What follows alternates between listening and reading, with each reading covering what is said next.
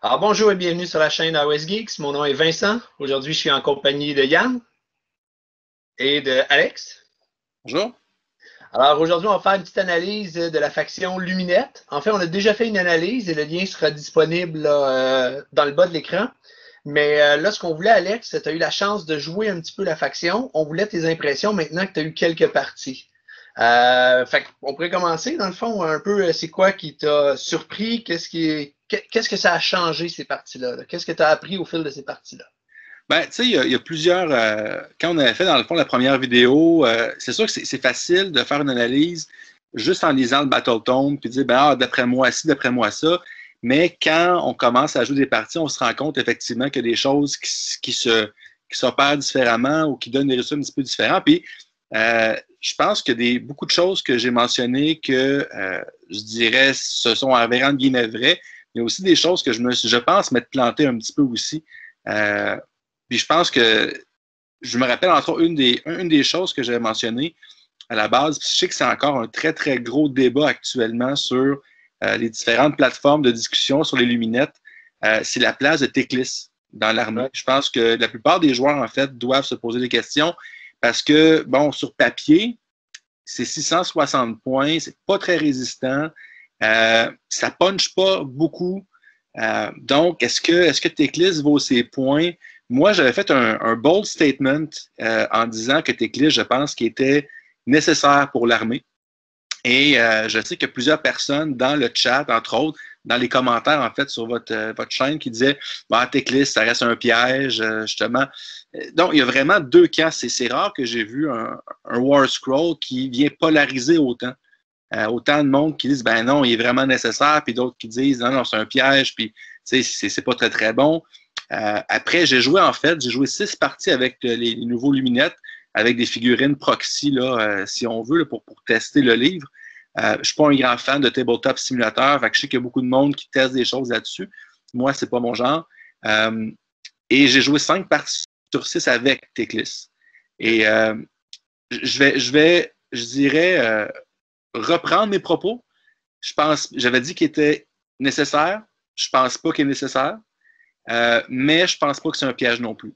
Donc, je vais avoir une position un peu mitigée là-dessus. Et justement, ce qui me fait cocasse, ça fait quand même quelques jours, quelques semaines que j'échange des idées avec un ami à moi, Xavier Carpentier, qui, je pense, écoute vos podcasts aussi, vos vidéos à l'occasion. Et on échange des idées. Et c'est Xavier, c'en est un qui, dans la vidéo initiale, avait mis dans les commentaires, ben, Teclis, c'est un piège. Et là, soudainement, ben, il se ravise aussi. Ah, Teclis, c'est peut-être pas si un piège que ça. Puis je sais qu'il il roule présentement. Donc, Teclis est vraiment intéressant. Je pense que la première décision qu'un joueur luminette va prendre, c'est est-ce que je fais une liste avec ou sans Teclis. Je pense que c'est la première décision que tu dois prendre parce que ça va influencer tout le reste de la liste. Mais autant que je pense pas qu'il est nécessaire, comme j'avais dit à l'époque, je pense pas que c'est un piège non plus. Je pense que tu vas construire autour de lui. Et en construisant autour de lui, tu peux faire vraiment des choses qui sont fantastiques. Parce que jusqu'à présent, Teclis, dans toutes mes parties dans lesquelles j'ai joué, je pense qu'il a vraiment démontré sa polyvalence et qu'il a montré la profondeur de son War Scroll. Parce que, encore une fois, sur papier, tu te dis, ben, il n'est pas tant si impressionnant que ça, mais c'est vraiment tous les petits à côté qui fait que tu cumules, puis finalement, ça fait en sorte que c'est très, très bon. Je pense que si on joue Teclis, quand je dis qu'il faut construire l'armée autour de lui, je pense que ça prend entre autres le Spell Portal. Parce qu'il y a plusieurs très bons sorts qu'on peut lancer par là. J'ai joué 2 parties, entre autres, que je l'ai essayé avec le Spell Portal, que j'ai utilisé son sort, je pense que c'est Storm of Searing White Light. C'est un sort de dommage que toutes les unités à 18 pouces subissent des blessures mortelles. On lance un dé, 1 ça fait rien, 2 à 4 c'est des 3, puis 5 6 c'est des 6. C'est à coup des fois c'est 20 blessures mortelles par phase. Avec le miroir, on prend pratiquement toute l'armée adverse. On enlève des wounds partout, un petit peu à petit peu, mais c'est à coup de 20 par ronde qu'il peut enlever. Là. Puis ça, j'imagine, Alex, que c'est extrêmement efficace contre les adversaires qui ont plusieurs petits héros à 5 ou 6 points de vie. Je veux dire, tu peux, ça prend sur tu roules des D3 ou des D6 à chaque phase de magie sur eux rapidement. Là, l'adversaire a plus de héros. Oui, exact. Puis ça combine bien avec les sentinelles aussi, qui peuvent achever ces héros-là aussi avec leur tir. J'essaie aussi un genre de Bravery Bomb, si on veut. Teclis connaît tous les sorts, donc disponibles aux luminettes, autant le domaine à la rite que celui des Venari. Et dans le fond, tu peux faire un sort qui est Voice of the Mountain, -2 de bravoure partout sur la table pour les unités ennemies. J'avais comme sort persistant le Horrorghast. Donc, c'est moins Bravery en dedans de 12 pouces, -2 en dedans de 6. Donc, tu fais ce sort-là, Storm of Searing White Light, tu fais des dommages sur plusieurs petites unités, et là, tu causes 4, 5, 6 Battle Shock à -4 ou -3. Là, soudainement, et si tu prends le sort Total Eclipse pour faire en sorte que chaque habilité de commandement prenne 2 points de commandement plutôt qu'un, tu te retrouves à faire quand même des petits ravages collatéraux assez intéressants aussi. C'est sûr que là, c'est beaucoup de ressources pour faire ça. Ça ne marche pas contre tout le monde. Contre un joueur aussi arc, par exemple, ben, c'est inutile. Contre des armées, en fait, de la mort en général, ben, c'est très peu intéressant. Mais ça peut avoir, c'est une option. C'est ça qu'on veut avoir quand on investit beaucoup de points. C'est des options. Et Teclis en a beaucoup. Il connaît donc 17 sorts, les 12 sorts des domaines, les 2 de base, les 2 sur son War Scroll et celui du royaume dans lequel on joue. Donc, on a beaucoup d'options à ce niveau-là. Fait que Teclis, dans les parties que j'ai jouées, a toujours fait vraiment le travail, protège le reste de l'armée avec son sort, diminue les habits de commandement adverses pour briser les synergies. Donc, il y a beaucoup de choses qui sont très, très bien. Puis, j'ai pas joué contre beaucoup de joueurs qui avaient de la magie, mais avec son habilité de tout ce qui est en dedans de l'aura de Sélénar, donc dépendamment du dommage qu'il prend, annule les sorts persistants ennemis ou les sorts tout court sur un 4+, et renvoie des 3 blessures mortelles. J'ai pas eu l'occasion de tester cette défensive-là beaucoup, mais c'est sûr qu'avoir aussi un auto-unbind par tour, par ronde en fait, par tour, oui, ça fait aussi une bonne différence. C'est toutes des petites choses qui s'ajoutent, qui se cumulent, qui fait que, là, OK, ben finalement, effectivement, il est plutôt intéressant. Là. OK. Alors, une première surprise sur Teclis, finalement, que tu continues à la trouver bon, mais tu dis on peut faire une liste sans l'inclure, puis ça peut être une liste intéressante quand même. Exact, oui. J'ai aussi testé une liste sans Teclis. C'est moins mon style. Quand j'en visionnais, quand je voyais l'armée que je voulais faire avec, d'ailleurs, un petit commentaire à part, je lui ai dit aussi, dans votre podcast, dans votre émission avec Jocelyn Cloutier, le gagnant du Grand Clash, moi, l'armée luminette que je me montre présentement, je me base beaucoup sur sa liste. Donc, il y a beaucoup de similitudes là-dedans. Donc, puis je trouve que c'est une liste qui est intéressante, mais c'est moins mon style. Mais je pense qu'elle est peut-être plus au niveau de la capture d'objectifs sans Teclis. Je pense que c'est mieux. Déjà que Luminette, c'est une de leurs faiblesses, je pense, être capable de prendre des objectifs, vu qu'il y a un mouvement plutôt restreint. Avoir plus d'unités, plus de cavalerie, par exemple, ça peut être plus bénéfique. Mais c'est sûr que je trouve que ce que tu sacrifies pour mon style de jeu, j'aime mieux avoir Teclis. Mais ça, c'est mon choix. Mais je peux très bien comprendre les joueurs qui disent moi, je joue sans Teclis. On peut faire des très, très bonnes listes sans Teclis aussi. Là. D'où le commentaire. Je pense pas que c'est un must, je pense pas que c'est un piège. Donc, Alex, tu dis que Xavier Carpentier a aussi commencé à tester les luminettes. Est-ce que vous avez parlé un peu de ces échanges-là? Est-ce que lui arrive à la même conclusion que toi concernant Teclis et les listes sans Teclis? Je dirais, puis c'est un bon point, puis c'est drôle parce que il y a quelques jours, on se parlait, puis les deux, on arrive pratiquement à la même liste qu'on va jouer en fait, puis on va le voir plus tard quand on va mettre la liste sur laquelle je travaille présentement, essentiellement sur 2000 points. J'ai un 80 points que j'hésite encore comment le remplir. Xavier, lui, a pas mal pris sa décision, je pense, mais nos listes sont pratiquement identiques parce je pense qu'on a une vision pas mal identique de cette armée-là, de comment on veut qu'elle fonctionne. Mais parce que en fait, un des principaux arguments contre Teclis, c'est le fait que contre les listes top méta, je peux m'exprimer ainsi, Teclis peut mourir tour 1 avant même d'avoir joué. On pense aux Caradrons, entre autres, qui sont présentement en train de monter comme une fusée dans le méta actuel. Puis c'est pas un hasard. Puis je pense qu'on a parlé aussi quand on a fait l'émission sur les changements du GHB au niveau des forces de l'ordre. Je m'en suis pas caché que les Caradrons, présentement, sont dans une très, très belle place. Les Séraphons aussi. Tzeentch encore, Change-O, c'est encore très, très bon. Malgré quelques nerfs, Tzeentch demeure une faction Change-O qui est très, très, très solide aussi. Je pense que contre ces armées-là, Teclis a de la difficulté. Il peut très, très mal résister à un Alpha Strike de tir. Ça peut être aussi shoot-cast dans une certaine mesure aussi, mais donc c'est sûr que ça fait peur à beaucoup de gens. Mais si je joue dans un gros événement, je joue 2 ou 3 Caradrons et qui sont de plus en plus présents dans le méta, Teclis, c'est ce qui va survivre. Les bonnes chances sont que non. Mais ça reste que c'est un match-up. Mais en tout cas, on pourra s'en parler éventuellement. À part de ça, bon, tu as révisé ta position sur Teclis. Est-ce qu'il y a d'autres choses, d'autres prédictions que tu avais faites là, que tu modifies là, après avoir joué la liste un peu? Ouais, en fait, une des prédictions que j'avais faites aussi, je pense qu'on a parlé des 4 grandes nations. Il y a 4 grandes nations, les sous-factions des Luminettes, laquelle peut-être est la plus compétitive. Puis ça, honnêtement, c'est intéressant que j'arrive à cette conclusion. J'avais dit que c'était CR, donc celle qui octroie un deuxième morceau d'Ether Quartz à chaque unité. Et pour moi, à la première vue, c'est ce qui me semblait la plus intéressante. Puis même, il y a un sondage sur les groupes Luminettes que j'ai aperçu ce matin. Une personne qui demandait quelle des 4 grandes cités serait votre go-to, si on veut, dans un mode compétitif. Et à ma grande surprise, Sierre arrivait 3e. Et en fait, même celle qui était première, Zytrek, qui est celle qui est plus axée sur la magie, arrivait quand même en première place. Et Metrica en 2e et Iliata en 4e place. Moi, après tester, celle que les gens ont le moins voté, Iliata, c'est ma préférée. Donc, déjà, quand j'avais lu le livre, c'était une qui m'intéressait un petit peu le moins, mais après tester, j'ai trouvé que c'était peut-être la plus polyvalente.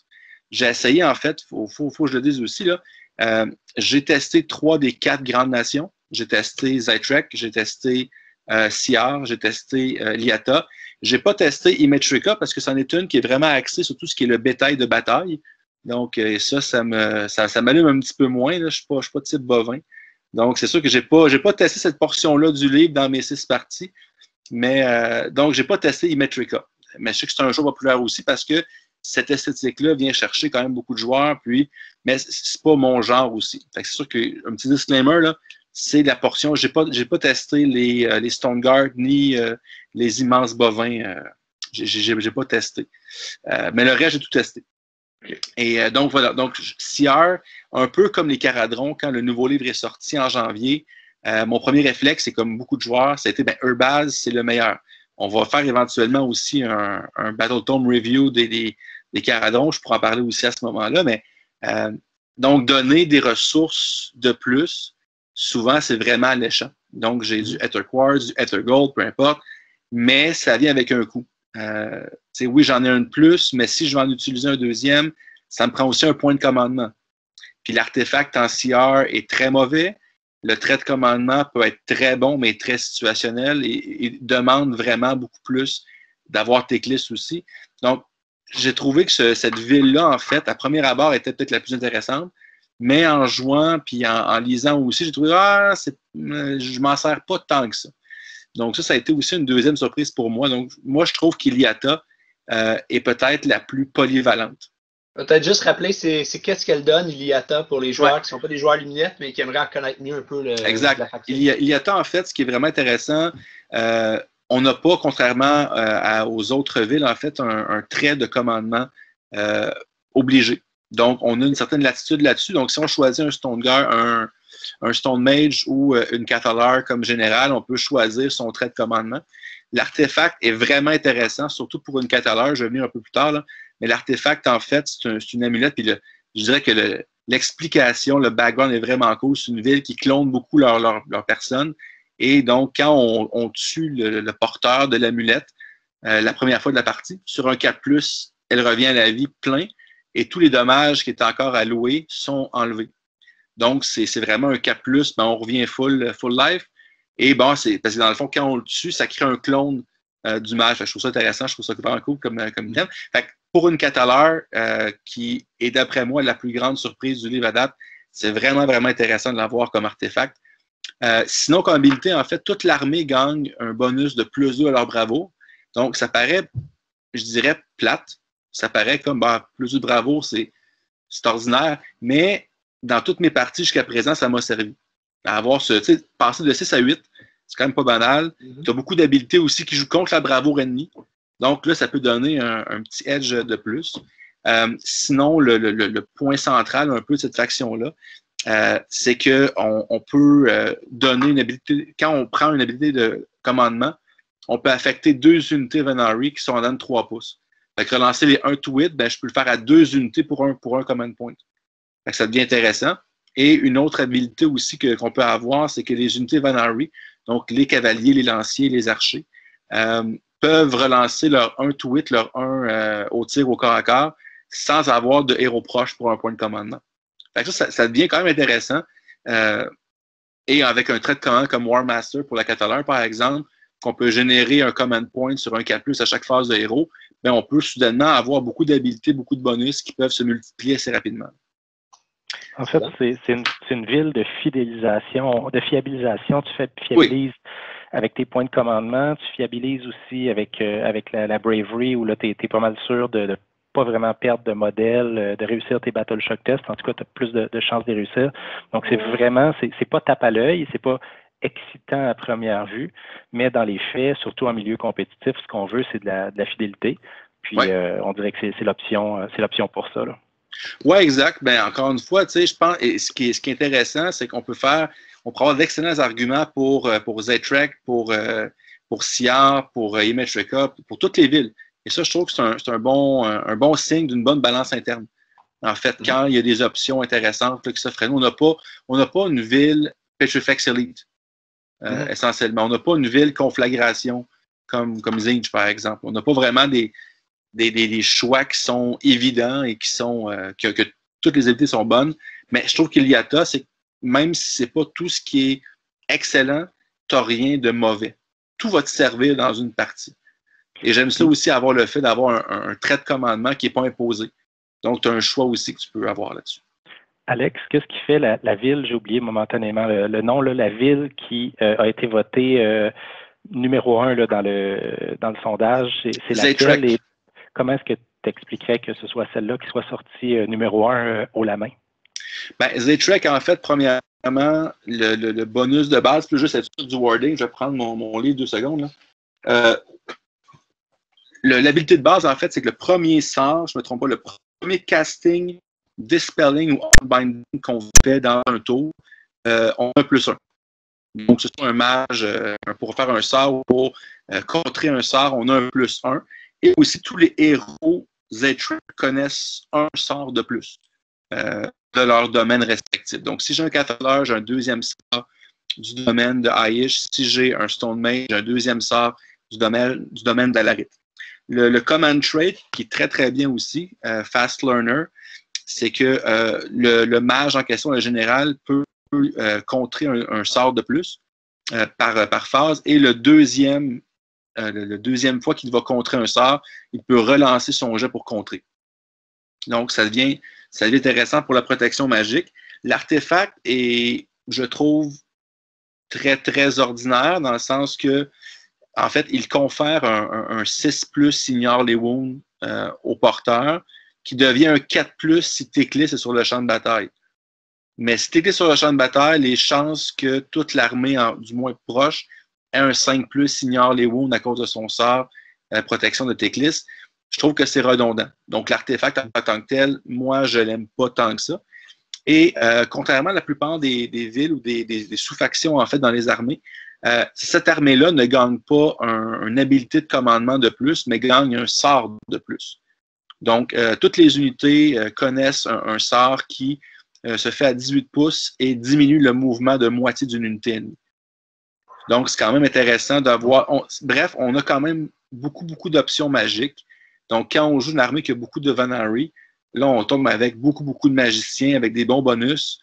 Donc, je pense que ça pourrait expliquer, en fait, là, on vient, comme tu dis, fidéliser un peu la phase de magie avec un +1 partout. Si on a Teclis en plus, on a un autre +1. Si on joue avec les Twin Stones comme sort persistant, ben, ça peut monter rapidement. Là.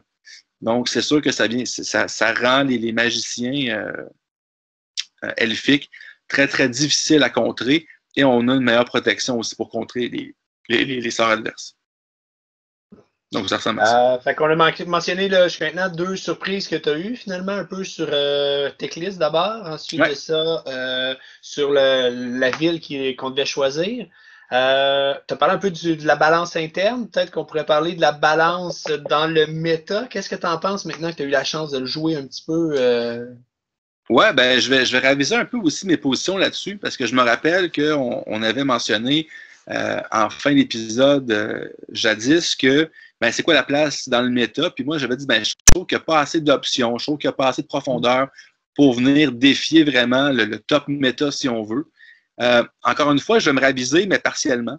Dans le sens que je pense que la place dans le méta pour lui va être plus haute que ce que je pensais, mais ne viendra pas nécessairement détrôner, à mon sens, là, les trois grandes puissances actuelles qui sont Caradron, Changeos, Zinch et Séraphon. Je pense que c'est les trois, présentement, là, je pense que c'est les trois plus fortes factions, si on veut. Donc, mais je les mettrais en dessous, dans le tiers en dessous. Donc, très solide. Je pense même que ça va forcer les gens à repenser un peu leur défense magique. Zinch, personnellement, m'amenait pas, puis même s'il y a beaucoup de sorts, m'amenait pas forcément en tant que joueur Caradron à repenser ma défense magique. Par contre, Luminette, oui, j'y pense. Parce que aller voir comment je les joue et les possibilités de pouvoir, si je peux juste bloquer un sort avec certitude, ça peut vraiment faire une différence.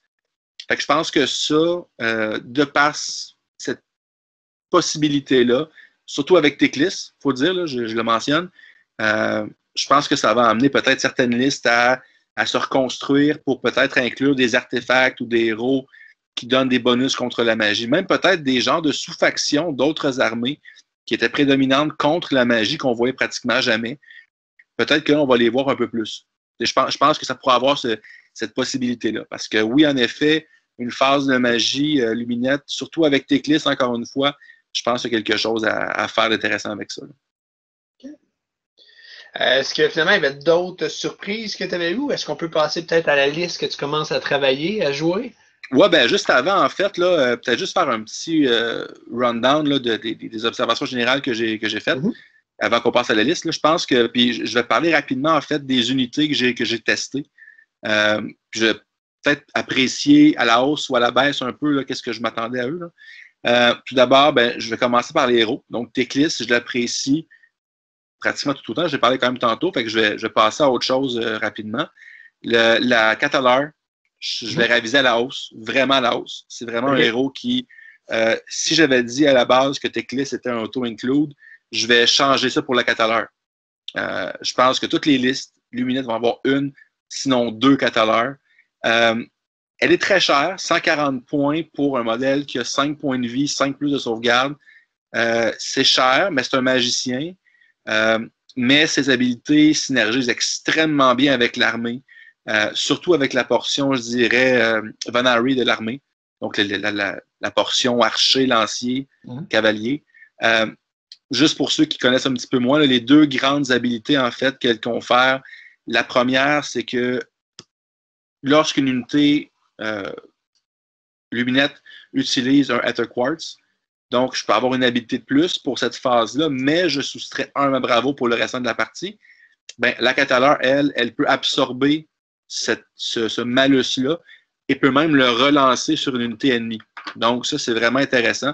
Mais je pense que l'habilité que moi, j'avais, ben, sans dire sous-estimé, mais quand tu le vois en action, puis quand tu vois à quel point ça peut être très fort, c'est son habilité qui est sur son War Scroll. Je vais vous trouver le nom rapidement là, pour ceux qui veulent suivre peut-être, là, mais ça s'appelle essentiellement Emotional Transference. C'est une habilité que lorsqu'une unité qui est complètement dans 18 pouces de la Catalar doit prendre un jet de Battle Shock, sur un 2+, je n'ai pas à prendre ce jet-là. Donc, déjà là, à la base, c'est très, très bien. C'est pratiquement c'est 5/6 d'un point de commandement gratuit. Et par la suite, je peux non seulement réussir mon jet, mais je peux également prendre le nombre de pertes de modèles que j'ai eues dans mon unité et retransférer ces pertes-là au jet de Battle Shock d'une unité ennemie à 18 pouces. Fait que j'ai joué une partie, puis je pense que je n'ai pas passé un seul podcast sans le nommer, fait que je vais le nommer, comme Pierre-Luc Héroux. Et il m'a chargé avec le Léviadon, 6 Morsar Guard dans des Warden. Il m'en a tué quand même quelques-uns. Moi, j'ai tué 1 ou 2 anguilles, mais à cause de cette habilité-là, ben, j'ai transféré mes pertes sur son Battle Shock. Fait que soudainement, il y avait un jet à faire à -7, -8 de morale. Et ça coûtait 2 points de commandement pour utiliser une habilité pour faire une Inspiring Presence. Donc, pouf, ces anguilles ont fui. Donc, ça, c'est des petites choses comme ça qui sont vraiment intéressantes. Et son sort est très bien aussi. Donc, un peu comme Bellacar, que je peux paralyser une unité en jouant avec la bravoure ennemie. Donc, je pense que c'est un must. Donc, je vais revoir cette unité-là à la hausse. Dans les héros, le Stone Mage, je vais le revoir à la baisse. Je l'ai essayé, ne serait-ce qu'une partie, là, mais j'ai été, encore une fois, si on joue dans la portion bétail de bataille, oui, il y a certainement sa place parce que ça synergise très, très bien, mais moi, je vais en aller plus pour Vanari. Donc, je trouve que si on veut le jouer en lien avec les gros bovins, ça fonctionne très bien. Je pense que ça place. Mais, encore une fois, si j'ai le choix entre un héros pour 10 points de plus, je vais aller me chercher une deuxième cataleur, je pense. Il y a un trait de commandement qui est intéressant, celui qui fait moins de bravoure aux unités ennemies en dans 18 pouces. C'est vraiment intéressant. Ça synergise bien avec le sort Voice of the Mountain, avec le Hourglass comme sort persistant. Pour avoir des -5 à des jets de morale, c'est intéressant. Mais encore là, je trouve que c'est beaucoup de ressources pour quelque chose qui n'est peut-être pas aussi certain. Donc, il est correct, mais je trouve que le cataleur pour 10 points de plus est vraiment meilleur. Pour ce qui est des unités de base, les Warden, je vais aussi remettre ça à la hausse, beaucoup à la hausse. Sur papier, j'étais très peu impressionné des Warden, mais quand on peut cumuler les effets additionnels qu'on peut leur donner, ça devient une unité en ligne qui est vraiment, vraiment intéressante, qui peut encaisser, qui peut aussi frapper surprenamment fort. C'est 40 attaques qui touchent sur du 3 et qui font des mortels sur du 5+, ben, tu vas avoir ton lot de mortels là-dedans. Je peux les mettre à 3+, sauvegarde avec un Nether Quartz, relance-le avec un point de commandement, -8 avec la Shining Company, 5+, ignore les blessures avec le sort de Teclis. Fait que soudainement, on a une unité pour 240 points qui peut non seulement tenir la ligne, tenir des objectifs, mais qui peut aussi faire beaucoup de dommages à n'importe quoi de par leur haut volume de blessures mortelles. Donc ça, c'est une très belle surprise, honnêtement. Là. Je sais que la plupart des joueurs ou des personnes sont vraiment impressionnés par les sentinelles, ceux qui tirent, mais en ce qui me concerne, j'aime beaucoup mieux avoir des Warden comme unité en plus grand nombre. Les sentinelles, ben, je pense que je les commençais haut, je les maintiens haut, même un petit peu à la baisse peut-être, parce que oui, c'est sûr que faire des mortels, en fait, leur rôle est très défini. Leur rôle est vraiment pour assassiner des personnages. Des petits héros de support, je pense que c'est leur job, ils la font bien, mais je pense que dès qu'on leur demande de faire plus que ça, jusqu'à présent, j'ai été plus ou moins impressionné. Ils font un boulot très, très bien, là, puis j'ai réussi à tuer quelques héros, moi aussi, comme ça, avec des blessures mortelles. Puis c'est super, là. Mais je trouve que pour 140 points pour 10, je trouve que le rôle est un peu limité. Donc, dès qu'on tombe contre du plus gros stock, comme des monstres ou ces choses-là, ou qui ont une résistance contre les blessures mortelles, ça devient un petit peu moins intéressant. Et une fois qu'on les prend au corps à corps, ben, on ne peut plus vraiment se défendre. Là. Donc, moi, personnellement, j'aime mieux les Warden que les Sentinelles, mais je comprends très bien les joueurs qui adorent les Sentinelles et qui en mettent 60, 70 dans une armée pour vraiment avoir un tir massif. Mais je joue Caradron, fait que si j'ai envie de tirer, je vais jouer mes Caradrons. Ça, c'est juste moi. Et finalement, le dernier War Scroll, en fait, là, c'est les Dawn Riders. Dawn Riders, je les aimais beaucoup. Je les aime encore, mais c'est une unité qui est extrêmement situationnelle. Contre de l'infanterie, ça va ravager comme ça se peut pas. Mais dès qu'on tombe contre quelque chose qui a plus que 2 points de vie, ben, ça reste que c'est plus de nature d'unité qui va aller saisir des objectifs. Parce que c'est la seule unité qui est très mobile dans l'armée. Donc, le rôle, encore une fois, est très défini. Ce que j'aime, en fait, de cette armée-là, c'est que justement, les rôles sont bien définis.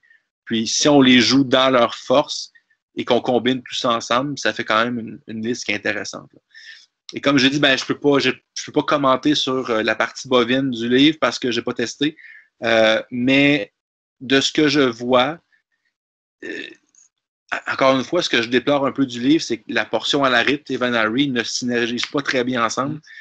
Donc, si on reste Alarit, donc si on veut mettre les Spirit of the Mountain, si on veut mettre le Stone Mage, les Stone Guard, oui, c'est très, très endurant. C'est un petit peu ça qui est le créneau, mais ça bouge pas vite. Ça n'a pas tant de punch que ça. Donc, ça va être difficile, je pense, pour des parties objectifs. Je pense que ça prend... Je pense que la portion Vanari est plus polyvalente.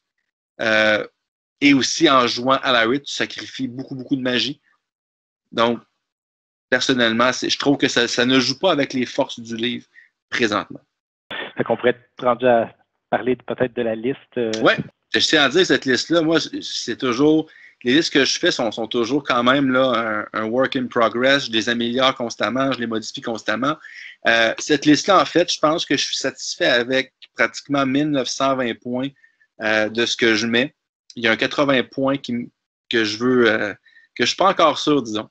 Mais donc, si on la prend du début, donc, comme j'ai mentionné, je joue avec la ville Iliata, donc celle qui me permet donc d'avoir plus d'habilités de commandement, ou du moins plus d'unités, plus de bravoure, et ainsi de suite. Mon général, c'est une Cataleur. Je pense que c'est un incontournable, encore une fois, avec un command trait que je peux choisir. Pour l'instant, je joue avec War Master. Donc, War Master, je peux avoir un point de commandement additionnel à chacune phase 0 sur un 4+. L'artefact, le simulacre amulette, c'est l'artefact de la ville. Donc, lorsque la première fois que le Cataleur décède sur un 4+, elle revient à la vie avec tous ses points de vie. Et je discarte toutes les autres blessures qui lui sont attribuées lors de l'attaque. Le Lore of Aish, Ethereal Blessing, je pense que c'est un sort intéressant qui permet d'avoir donc d'ignorer les modificateurs de sauvegarde, autant positifs que négatifs. Ça peut être bien pour un Teclis, par exemple. J'ai donc aussi inclus Teclis, donc un beau 660 points qui part enfumé comme ça, mais je pense que c'est un personnage qui est vraiment intéressant. Si on descend un peu plus, donc les unités, j'ai mis 2x10 sentinelles avec le sort Lambent Light. Lambent Light, en fait, c'est que je cible une unité ennemie à 18 pouces et cette unité-là, tous les tirs qui vont vers cette unité-là, je peux relancer tout vite. Donc, l'idée, bien sûr, avec ce sort-là, c'est de relancer tous mes jets qui ne sont pas des blessures mortelles avec les sentinelles. Donc, souvent, je trouve qu'avec eux, leur Ether Quartz pour plus 1 to hit, ça ne sert pas à grand-chose. Plus 1 d'armure, si j'en ai besoin, mais c'est parce que je suis déjà dans le trouble avec eux. Donc, je m'en sers souvent, en fait, pour faire un cast de plus, pour qu'une unité puisse faire Lambent Light sur une cible et que je puisse par la suite faire Power of Aish pour faire des blessures mortelles sur du 5 et sur du 6. 2 bons blocs de Warden avec Speed of Aish, donc un sort qui permet de doubler la caractéristique de mouvement d'une unité. Je peux le faire autant sur les Warden parce qu'à 6 pouces de mouvement, c'est pas énorme. Mais justement, ça me permet d'avoir un 12 pouces au besoin. Je peux le faire aussi sur les Dawn Riders au besoin. Et justement, la dernière unité, ce sont les Dawn Riders, donc la cavalerie 10 cavaliers. J'aurais pu séparer en 2x5, mais en même temps, je trouve que si je veux faire une bonne unité, si je joue contre une armée de masse avec beaucoup, beaucoup de modèles, je peux vraiment les lancer sur l'unité ennemie et faire beaucoup de ravages. Donc, mais je peux le faire sur une seule unité. Donc, d'où le bloc de 10. Avec aussi Lambent Light. Donc, oui. Oui, excuse, justement, concernant les sorts de la Lore de Aish, oui. Ils peuvent être lancés par plus d'une unité pendant le même tour. Hein? Uniquement le sort Power of Aish. Seulement Power of Aish. Oui, ça c'est le sort dans le fond que les Vanari, Sentinels, Wardens et Dawn Riders ont sur leur War Scroll. C'est leur seul sort qui est sur leur War Scroll. Donc, ils n'ont pas Mystic Shield, ils n'ont pas Arcane Bolt, mais je peux lancer ce sort-là dans le fond autant de fois que je veux. Mais pas le Lambent Light Non. ni le Speed of Aish. Parfait. Exactement. C'est une fois, ça, c'est les mêmes règles qu'un sort normal. Donc, voilà. Et c'est là, dans le fond, que là, c'est pas encore fixé, je vous dirais, parce que le reste, c'est pas mal fixé. Ce sont les Endless Spells, les sorts persistants, en fait. J'y vais avec le Spell Portal, qui est un must, à mon sens. Donc, pour utiliser, surtout avec Teclis, en fait, là, que je peux utiliser un sort, là, vu que la portée est relativement courte pour la plupart des sorts des luminettes, je peux en utiliser un de façon sécuritaire par le Portal. Les Twin Stones, je pense qu'ils sont également un must parce qu'avec Teclis, en fait, qui va mettre les Twin Stones en jeu, parce qu'il y a quand même 7 à caster. Pour ceux qui ignorent un peu ce que ça fait, c'est que plus je caste de sorts, plus je peux augmenter, dans le fond, je peux comme builder un genre de pool pour additionner à mon casting. Je peux donc vider cette pool-là pour avoir un +3 à mon casting, par exemple. Je le ramène à 1 et ainsi de suite. Donc, ça me garantit essentiellement avec Teclis que tant que je réussis des sorts, tous mes sorts à casser sont à +3. Donc, tant que je réussis mon sort, ben, pour faire des sorts qui coûtent 5, qui coûtent 6, fait que ça me garantit presque de réussir tous mes sorts et même avec un bon jet, de les rendre très, très difficiles à contrer. Et là, j'ai de la palissade là-dedans. Honnêtement, je vais être franc parce que j'avais un 30 points à tuer. Parce qu'en fait, je veux me garder un 50 points de lousse, pas pour un point de commandement, mais pour un triomphe. Souvent, je trouve que maintenant que les triomphes dans le nouveau handbook sont ramenés à 3, relancer to hit, to wound et les sauvegardes, je pense que c'est plus valable qu'un point de commandement additionnel. Donc, il me restait un 30 points, la palissade peut être intéressante. Surtout encore une fois pour Teclis, parce que si on regarde la règle, c'est vraiment qu'un modèle tire, on mesure le centre de sa base à la centre de la base de la cible. Donc, pour plusieurs unités, ça peut être difficile de cibler Teclis. Mais présentement, je vous dirais que l'option qui me fait de plus en plus d'œil, j'enlève la palissade, donc il me reste les 50 points que j'ai mis de côté pour un triomphe, plus le 30, et je mets les cogs. Les cogs, en fait, pour protéger, mais aussi pour être plus agressif. Puis j'ai une idée en tête, en fait, contre une armée de Horde. Je peux prendre 10 Dawnriders, leur mettre éthérés dessus, les faire manipuler les cogs pour qu'ils relancent leur sauvegarde. Je peux faire Speed of Aish dessus pour qu'ils doublent leur mouvement. Power of Aish pour qu'ils fassent des Mortal Wounds sur 5-6. Je peux charger, prendre mon Ether Quartz plus un to hit, prendre un point de commandement qui relance les 1 to hit avec Iliata sans présence de héros. On est rendu avec une unité qui frappe comme une tonne de briques là, et qui peut encaisser aussi 4 plus éthérés relance. Ben, c'est quand même pas triste aussi. Là. Donc, c'est des possibilités qui circulent. Alex, on remarque que tu as choisi de ne pas jouer de bataillon. Est-ce que c'est que les bataillons disponibles ne sont pas bons ou ne fitaient pas avec le style de jeu que tu voulais donner? C'est quoi la raison? Honnêtement, là, la liste coûte 10 points de trop pour mettre un bataillon, celui que je voulais. Parce qu'il y a 3 bataillons, plus un méga bataillon qui ne se verra jamais dans un contexte de tournoi, par exemple. Auralan Legion, c'est lui que j'aurais pu mettre, qui est très, très joué, en fait. Là. Et j'ai tout ce qu'il faut pour le jouer. En fait, ça prend 2 unités de sentinelle au minimum et autant d'unités de Warden que d'unités de sentinelle. Fait que j'ai 2-2, je pourrais le jouer, et une 4 à l'heure. Il coûte 120 points et ça fait que tant qu'une unité Venari du bataillon, je pense que c'est une unité de tout court du bataillon, là, étant dedans de 3 pouces d'une autre unité du bataillon, ils peuvent relancer leur 1 de sauvegarde.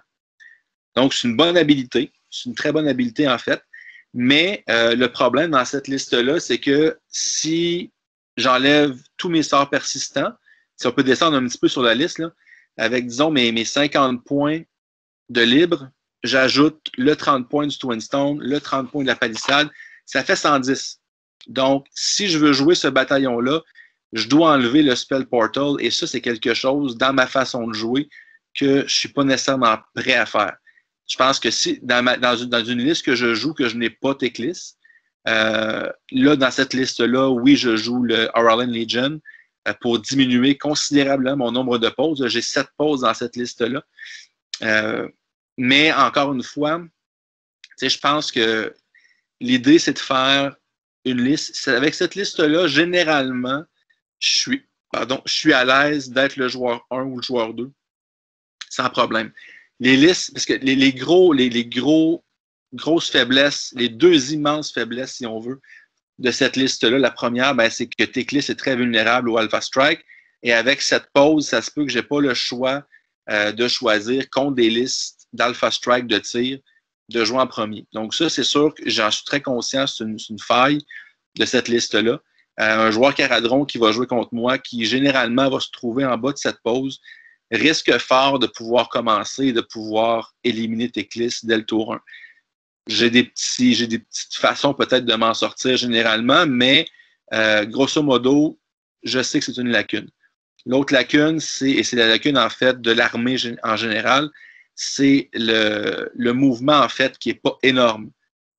J'ai aucun moyen de me téléporter une unité. Je peux mettre une unité que je joue le mouvement, puis c'est bien. Surtout pour les Downriders qui peuvent bouger à 28 pouces, c'est intéressant. Mais essentiellement, c'est pas une armée qui est très, très mobile. Donc, c'est les deux grandes lacunes, je dirais, à ce niveau-là. Fait que le bataillon, oui, j'y ai pensé. Puis, je tomberais essentiellement avec un 3-drop. Là. Disons que j'enlève tous mes sorts persistants. Je mets le bataillon, il me reste 60 points pour d'autres sorts persistants. Un Géminis, par exemple, qui est un choix très, très populaire. Je tomberais à 3 pauses. Donc, le bataillon, Teclis et les cavaliers. Mais je trouve que ce que je dois sacrifier pour un différentiel de 4 pauses, pour l'instant, je vous dirais que je suis plus satisfait avec la polyvalence que je gagne avec mes sorts persistants versus l'effet du bataillon. Pour information aussi, les sentinelles et les wardens sont battle line? En fait, dans cette liste-là, de façon plus... j'ai une unité de sentinelle qui est battle line et une de Downriders. En fait, c'est la seule unité qui est battle line dans l'armée, ce sont les wardens. Je peux avoir aussi les Stone Guard dans la ville Immetrica, si je joue Immetrica. Mais pour chaque unité de Warden, je peux choisir une unité Venari, donc soit des sentinelles, soit des Downriders qui deviennent battle line. Donc, peut-être une autre limite de la liste, c'est que certains plans de bataille vont être plus difficiles, notamment les plans de bataille où on doit contrôler les objectifs avec des battle lines. Là, tu as trois unités battle line au total. 4, oui, excuse-moi, 4. C'est sûr que là, c'est un petit peu plus peut-être limitant. Ben oui, mais en même temps, je veux dire, pratiquement toute l'armée est battle line, à l'exception de 10 archers, puis à l'exception des héros. Ouais. Tu sais, je veux dire, honnêtement, là, les unités de Warden vont encaisser. Dans mes parties, là, je les ai vraiment testés contre. Tu sais, je faisais des choix tactiques un peu douteux pour les tester contre des unités à leur plein potentiel. J'ai laissé tranquille une unité de 30 Witch pour voir si les 30 Witch, quand ils chargent 20 Warden, je peux les encaisser. Donc, c'est un très, très bon. Hein? Et peux-tu encaisser 30 Witch? Ça dépend qu'est-ce qu'on dit par encaisser. Survivre, oui. Mais après ça, ils ont un petit peu d'aide, par exemple. Mais oui, je dirais encore une fois, si on a Mind Razor sur les Witch, non. Ils ne pourront pas encaisser. Par contre, c'est ça. C'est contrôler un peu les buffs, tuer les héros avec des sentinelles qui donnent ces prières-là. Il faut connaître l'armée adverse pour savoir qu'est-ce que j'enlève pour pouvoir assurer ma survie. Mais essentiellement, je veux dire, j'ai testé les Warden contre Pierre-Louis avec ses Beastlaw Raiders. 4 Mournfang qui chargent dans un bloc de 20 Warden. J'ai perdu une poignée de Warden contre 3 Mournfang. Je veux dire, sont très capables d'encaisser ces choses-là. Contre un Léviadon et 6 Morsar Guard en même temps, j'ai encaissé. Tu sais, je veux dire, honnêtement, là, c'est ma grosse surprise du livre. Là.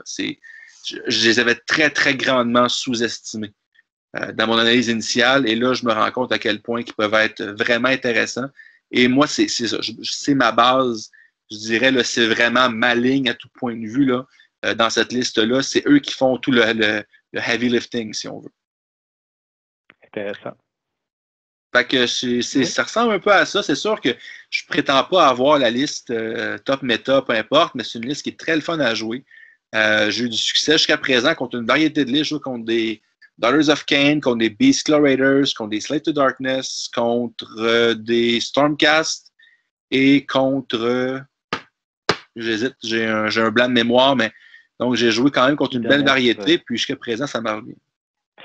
Intéressant. Puis ça va être intéressant aussi de voir là, cet automne avec la sortie. En fait, je pense que c'est cette semaine qu'on peut se procurer les pièces luminettes. Donc, dans les prochaines semaines, prochains mois, on risque de mieux voir comment cette armée-là se débrouille dans le méta. Là. Ça va être super intéressant à suivre. Oui, tout à fait. Tout à fait, je suis d'accord, mais c'est une armée, je pense, qui est intéressante à jouer, mais c'est sûr que ça peut être une expérience qui peut être frustrante pour les adversaires. Pierre-Luc Héroux. Mais ça, c'est une autre chose. Ça, c'est pas. Je pense que le fait que beaucoup de choses se fassent automatiquement, très, très peu interactif, avec Teclis, par exemple, que je peux dispeller un sort, un sort persistant par tour, que je peux unbinder un sort, casser 4 sorts automatiquement. Je comprends que pour plusieurs, ça va être un peu un turn-off, si on veut. C'est intéressant aussi que tu soulignes la partie contre Pierre-Luc parce que lui, il jouait les idonettes. Oui. Puis toi, ton habileté de faire en sorte que utiliser une habileté de commandement, ça coûte 2 points de commandement plutôt qu'une. Contre les idonettes, ça vient de couper de moitié leur efficacité là, à leur phase 3 où ils peuvent, avec leur général, là, booster leur nombre d'attaques. Ouais, puis c'est là habituellement qu'ils gagnent leur partie, les idonettes, là, c'est tour 3. Toi, tu les coupes de moitié. Là. Ouais, puis des fois aussi, j'ai raté une charge, bon, je peux en prendre un pour relancer au cas où. Là, en prendre 2, ouf, là, ça devient un peu difficile. Mais oui, tout à fait, exactement. Puis c'est vraiment toolbox, l'armée luminette. Mais on comprend que les mauvais match-ups pourraient être contre les armées Alpha Strike de tir. Oui, parce qu'en fait, tu sais, puis je joue une petite parenthèse, là. Vous autres, pendant que vous jouiez au Clash, moi, j'ai regardé vos matchs. Je voyais les listes qui se jouaient, puis je regardais c'est quoi un peu la tendance des armées. Puis ce que je remarque, c'est que de plus en plus, puis moi, c'est une tendance que j'aime pas tant que ça, mais c'est correct, là. Il y a beaucoup, beaucoup d'Alpha Strike à grandeur. Il y a plusieurs façons. Pratiquement chaque armée a une façon, tour 1, de faire quelque chose de gros. Donc, il faut être capable, puis je dis, le concept de faire un cordon, c'est relativement nouveau dans EOS. D'avoir besoin d'avoir un screen, excusez-moi le terme anglais, mais c'est relativement nouveau. Mais on a besoin parce qu'il y a tellement d'armées qui peuvent aller frapper tour 1 que on n'a pas le choix. Puis, avec les luminettes, ce qui est intéressant, c'est que je pense que la plupart des Alpha Strike peuvent être minimisés avec les luminettes. Je pense, par exemple, tout ce qui est Alpha Strike avec de la magie. Donc, avec des sorts de téléportation, comme les Iron Jaws, par exemple. Les armées qui prennent le Soul Scream Bridge, par exemple. Je pense à Simon avec ses maraudeurs, justement, qui peut téléporter puis pratiquement garantir une charge à 9 pouces. Ça, justement, ça ne m'inquiète pas. Les Alpha Strike de corps à corps, je pense à Vincent avec tes Stormcast, par exemple, Gav Bomb. Ça ne me stresse pas tant que ça. Okay. Au pire, tu vas me détruire une unité de lancier. Oui, c'est bon, mais c'est 240 points versus combien de points que tu as dû prendre pour le faire. Oui, 420 points d'évocateur en échange. Oui, plus Gabriel que tu dois prendre, tu vides tes points de commandement. Tu dois commencer en premier parce que sinon, moi, je vais te couper de moitié des points de commandement, je vais me buffer. Fait que là, tu m'ouvres au double tour. Fait qu'il y a un coût à ça, un coût que je peux encaisser. Où est-ce que l'armée, surtout avec Teclis, est vraiment plus vulnérable? C'est contre les Alpha Strike de tir. Et bizarrement, ce sont ces armées-là qui sont souvent dans le top méta. Les Caradron, le Changeos, les Séraphons. Je peux mettre Shootcast un peu là-dedans, mais en même temps, avec les Long Strike Raptors, ils coûtent extrêmement cher, puis c'est pas garanti. Je pense pas que tu peux tuer Teclis avec 9 Long Strike. Il faudrait que 8 de tes 9 tirs touchent, blessent et que je rate mes sauvegardes. Donc, c'est quand même pas évident. Il y a beaucoup de points qui sont mis là-dedans. En tout cas, bref, je pense la grosse faiblesse, je pense, c'est contre les Alpha Strike de tir. Donc, quand je peux pas commencer, je peux pas mettre ma grosse protection partout, mettre Teclis éthéré avec un relance avec les cogs, par exemple. Si je réussis à bien me protéger avec un tour 1, je pense que l'Alpha Strike de tir me fait moins peur. Mais si je veux faire ça, ça me prend moins de pause. Moins de pauses, j'ai pas d'analyse. J'ai des choix à faire. Puis présentement, je pense que de toute façon, que j'ai 3 pauses ou que j'ai 7 pauses, la plupart des listes qui font des gros Alpha Strikes, c'est des 1 ou 2 pauses. Donc, généralement, ça ne change pas grand-chose. C'est mon opinion. Est-ce que tu avais d'autres commentaires, Yann, ou est-ce que Alex, toi, tu avais d'autres commentaires avant qu'on conclue peut-être sur cette petite analyse des luminettes? Côté plaisir, elle est le fun à jouer, la liste? Tu as du plaisir à la jouer? Ouais, moi j'ai du plaisir, surtout que depuis OS, j'ai jamais joué avec de la magie. J'avais une armée de dwarfs que je jouais Cities of Sigmar, mais presque pas de magie. Caradron, oui, j'ai maintenant de la magie avec un spell in a bottle, mais là, c'est le fun d'avoir une 10-12 sorts que je peux faire par phase, puis j'ai le choix entre pratiquement 17 sorts à chaque fois. Ça fait vraiment spécial, c'est plaisant à jouer. Je trouve que, encore une fois, Games Workshop fait une bonne job de bien représenter la faction, de comment ils sont dans le background versus comment ils agissent sur le champ de bataille. Tu as vraiment l'idée que c'est une faction d'élite, qu'ils ont besoin de toute leur expertise, en fait, pour pouvoir profiter le maximum de leur capacité de combat. Parce qu'en fait, il faut que l'armée soit buffée. Si l'armée n'est pas buffée, elle est... Mais quand l'armée est vraiment buffée, là, ça devient quelque chose d'intéressant à voir, de très, très difficile à passer pour qui que ce soit. Donc, moi, j'aimais ça la jouer. Ça fait très différent de mes caradrons, que je bouge beaucoup, que je tire beaucoup. Là, je bouge pas tant, je tire pas beaucoup. C'est plus du combat, c'est de la magie. Fait que pour moi, c'est rafraîchissant. Mais je peux comprendre certaines personnes pour qui que j'ai affronté qui m'ont dit « Ah ouais, tu fais 4 sorts automatiques. Ah ouais, à 10. Ah ouais, OK. » Je comprends que la portion interaction de dire je peux rien faire contre ça, contre Teclis, ça peut avoir son petit downside. Je te remercie, Alex, pour cette analyse-là des luminettes. Merci à Yann d'avoir été là. Alors, c'est ce qui conclut ce follow-up finalement sur l'analyse, puisqu'on a déjà fait une première analyse là, où on a été un peu plus en détail dans chaque unité. Alors, sur ça, je vous souhaite un bon wargaming.